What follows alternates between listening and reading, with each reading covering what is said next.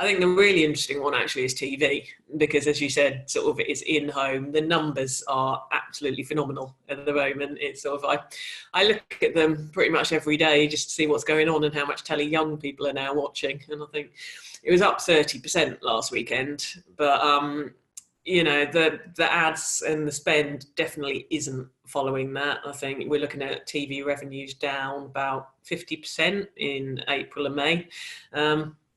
And I think, again, it's a lot of the problems I mentioned before, people not having copy, not having the right copy, and just not having the budget. Because I think, the costs are so low at the moment, but we're not seeing a flurry of advertisers at the moment. I think an interesting one is digital. Because again, we're seeing traffic going up, we're seeing mobile traffic going up, we're seeing the use of social and use of apps obviously really flowing. But when we look at the CPMs, again, they're dropping because the demand's just going down. And I think it's a combination of people blocking certain types of content, which is definitely very prevalent. But again, people not knowing what to advertise or how to talk to people at the moment. So Lindsay Clay of ThinkBox, I think, put an article out in Campaign the other day suggesting that TV is going to be representing exceptional value for money over the coming months, partly because of what you're saying, prices are going to fall pretty significantly. Do you think that's going to bring new clients back into television, people who might historically have not because of those high prices, but now will look at TV as a bargain?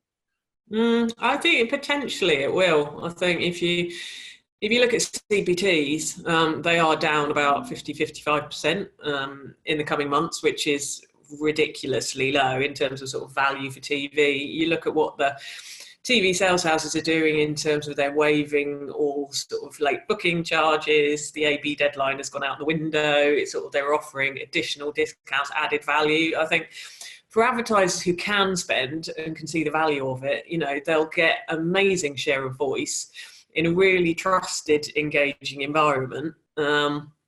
And sort of what, I suppose, why telly's doing so well, we're seeing a lot of entertainment programming. It's sort of a mix. News is obviously doing really well, but then entertainment and comedy and things like that are doing really well. So people are using it as an escape.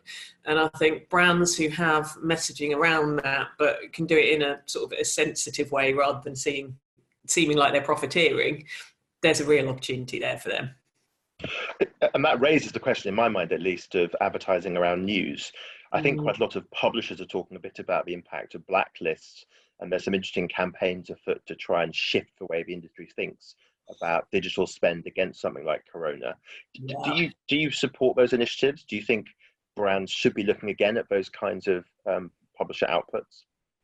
Definitely. I think we shouldn't be sort of doing sweeping sort of blocks of certain types of content. I think a really good example actually is the Telegraph. You've got a really good campaign called You Are Not Alone, and it's all around sort of supportive content around sort of the current issue and how people can cope with it and helping with isolating and stuff like that. And you can think if people have just completely blocked any reference to coronavirus, then they won't be near that content, which is actually really helpful and engaging. So I think, there was something I saw yesterday that said the UK publisher industry is going to be hit by like £50 million due to the blocking of COVID. And it feels like it's not a very clever way to be using your digital advertising, just doing blanket blocking. So how are agencies like Total Media responding to this crisis? I mean, obviously, you're all working from home, and I'm guessing you've seen some pretty big changes to your day-to-days. How are you helping clients deal with these problems? It's sort of a mix, to be honest. We are sort of obviously talking to clients about media opportunities, sort of the implications for their business. But us as sort of Total Media, we're spending a lot of time talking to clients about sort of people's behaviours and how they're changing. So through our behaviour consultancy, we're doing a lot of talking about sentiment analysis, sort of social listening to see the impact that this is having on people and their habits that brands might not necessarily understand or have that much insight into. So that's a really interesting area, and it's sort of going beyond what a media agency would do. In some ways it hasn't changed. We've done, I think it's 3 quite big pitches in the last 2 weeks, and it feels like media doesn't really stop. We're just sort of doing it in different formats and finding many different ways to communicate. A lot of people will be using a lot of e-commerce that they were potentially nervous about before. We're seeing older audiences probably engaging more digital that they haven't before. But we're also seeing things like engagement with Facebook is actually dropping, and people are moving to different formats. I think what really depends on is if people stick to the new habits that they pick up during this time, or if they just go back to what they were doing before. I think what we might see is people have had to use e-commerce just through necessity, but actually once they can leave their houses again, their habits might revert to where they were.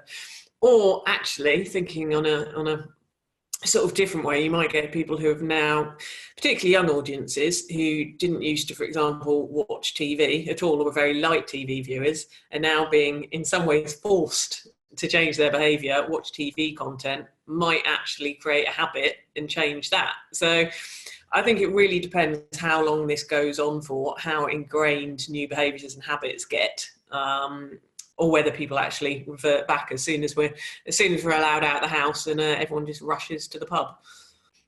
And a final quick question: what about long-term changes in the advertising industry? Do you think we're going to see changed working practices? Sticking home working, you mentioned earlier on. Do you think the industry that emerges from this will look potentially at the way it has been operating and think again about some of these long-established behaviours and practices? I think definitely. I think we've discovered that we don't all need to work exactly the same hours and be in the office all together all at the same time. And actually, we can be very productive. And I mentioned we've done 3 new business pitches on video call, which was slightly odd, but does actually work. I think there will be more remote working, but also you will see some people just going back to where they were before. I think what it will drive is sort of a change or shift in agency commercial models potentially, and sort of shifting away from more less of the sort of the commission based and much more sort of based on actual output. And I suppose the other thing we'll see is sadly some industries or agencies or media owners aren't sadly going to make it through this. So I think we're definitely going to see a change in the landscape, but we're also going to see sort of a change in the understanding of the value that agencies can provide to clients, because we're certainly having different conversations with our clients than we were in the past.